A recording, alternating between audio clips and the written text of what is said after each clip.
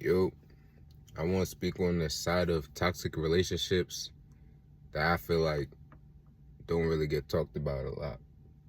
And I'm talking about family, friends, romantic, all that.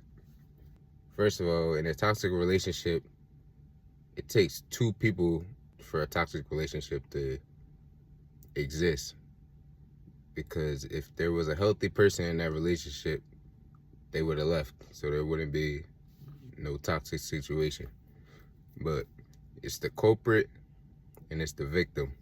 So the culprit is the one that initiates all the issues and the problems.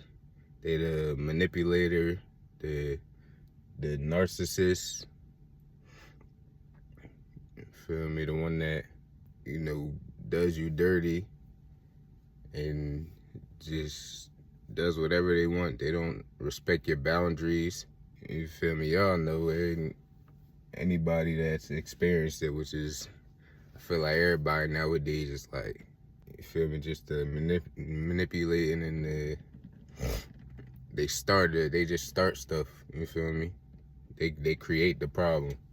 But, so you got the manipulator, which everybody knows to be the toxic person, which is the problem maker, basically. And everybody knows them. And everybody speaks on that and always says, like, that's the problem. But then you got the victim. And they're toxic too, but the culprit is more so on the side of like looked at as the villain and everything because they're doing wrong, and sometimes it's like it's not as intentional. Some people it's fully intentional. Some people it's not as intentional, and it's just how they, you feel me? It's not as intentional, but people at the end of the day, people know what they doing. You feel me? But they looked at the villain and they always like the one that's labeled toxic in the toxic situation. But I'm talking about the victim is also toxic because, like I said, if someone in the relationship was healthy and wasn't toxic, they would have left. That's why I'm saying the victim is toxic because they allow or they enable the culprit, because they allow the culprit to disrespect them, you feel me, continually, do whatever they want. They let them walk over them and become their rug, and then they allow them to not respect their boundaries or like break their boundaries, but then they stay, or they allow them to come back. So then that's why the culprit begins to believe like, oh, this okay, I could treat them this like this because they never gonna leave. And now they thinking that you need them.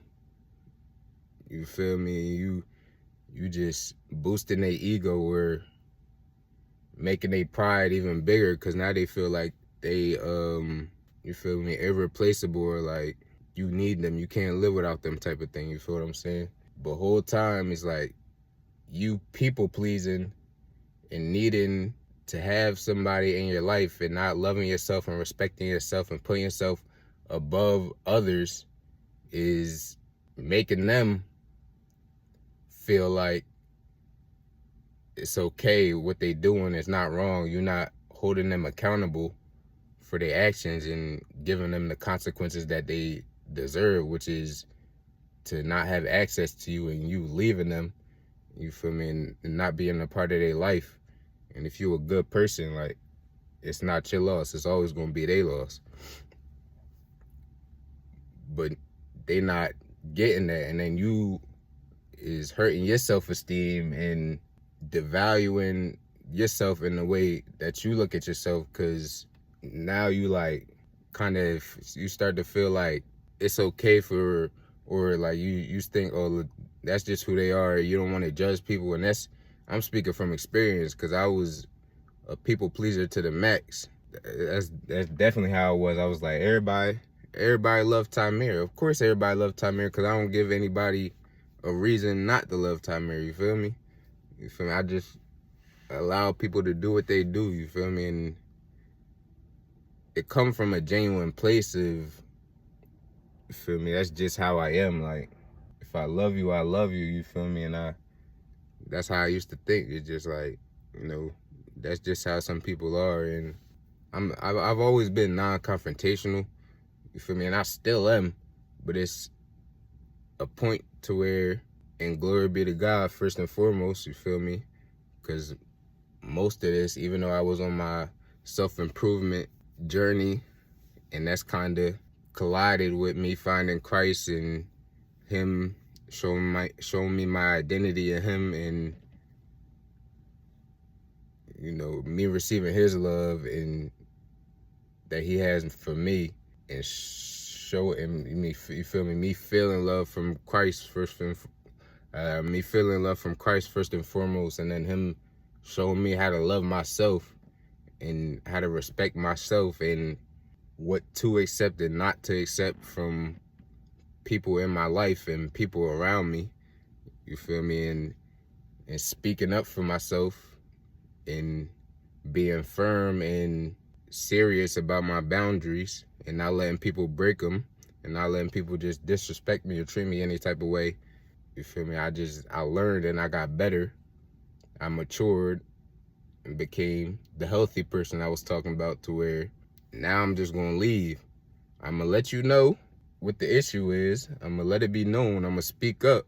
At that point, it's like, if the behavior don't change and I see you're not taking me serious what I'm saying, or you're not respecting me still, then I'ma just leave. At that point, I already let you know. You feel what I'm saying? But that people pleaser and that victim is also toxic. It takes two toxic people for a relationship to be toxic. If there's a healthy person in a relationship, it won't exist because they're gonna leave. But I feel like it don't get talked enough for now. We always talk about the culprit and the villain. We don't talk about the victim and the role they play in keeping that toxic situation going. All right, so I had to add this in there because this is not an excuse or permission for you to be unforgiving or to not show people grace. That's not what I'm saying, so don't take it as that. At the same time, if you pray the prayer for God to remove people from your life that is not good for you, if you ask him to show you if a relationship is not for you and stuff starts to hit the fan, then you gotta make an exit. You gotta leave. And also, a part of the victim and a big part of how any toxic relationship, sometimes the issue and how they even get started and how they come about is that you should never be dimming your light or making yourself smaller to make the people around you comfortable, or so that you can fit in with a group or whatever the case may be. So you don't never need to hide your greatness or the excellence that's in you, that God put in you, to appease others or to not want to make others uncomfortable or offend others. Because if they feel any type of way about you letting your light shine fully and completely, then that's something in them that don't really got nothing to do with you. That's insecurity and something internal in them that they need to deal with. I say this because in the first place, if you was being you in and out wholly and completely at the beginning, and you wasn't, like I say, dimming your light or making yourself smaller, you feel me? It was taking up the space that you rightfully have that you rightfully, you taking up the space that you rightfully should, then these relationships would have never started, or y'all would have never gotten this deep, because people wouldn't have been comfortable being around you early on, and it just would have never evolved or progressed into nothing more. Y'all would have never made a connection. You feel what I'm saying? Because they wouldn't have been comfortable being around you in the first place, because something in you would have triggered them and they would have just stayed away on their own. You feel what I'm saying? So that's another part of it. You feel me? But that's it now, man. Y'all be blessed.